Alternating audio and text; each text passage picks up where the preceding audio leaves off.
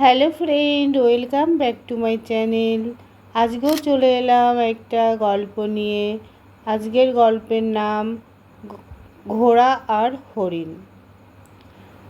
গভীর এক বন, সেই বনে একটা ঘোড়া আর একটা হরিণ একসঙ্গে থাকতো। পাশাপাশি তার বনের ঘাস লতাপাতা খেত। একদিন দুজনের মধ্যে ভীষণ ঝগড়া হলো। ঘোড়াটি ছিল বদরাগী, তাই সে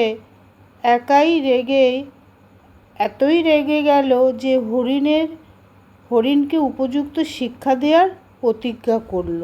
এমন সময় ঘোড়া করে বনে এক শিকারীকে দেখা গেল। সে শিকারীকে বলল, হরিণকে যেভাবেই হোক বন থেকে তাড়িয়ে দেয়া হোক ভাই। ঘোড়ার কথা শুনে শিকারী বলল, এ কাজটা করতে পারি, তবে একটা শর্ত আছে। ঘোড়া বলল, কী শর্ত?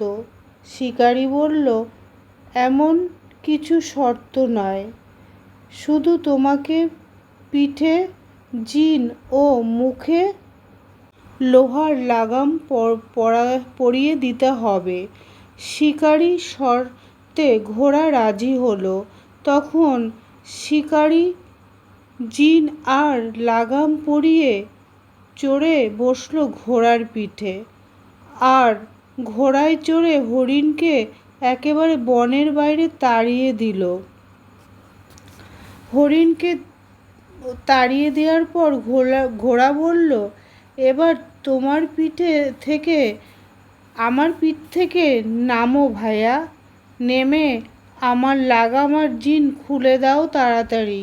শিকারী বলল, আমার সাহায্যের প্রয়োজন ফুরিয়ে গেছে, তাই না?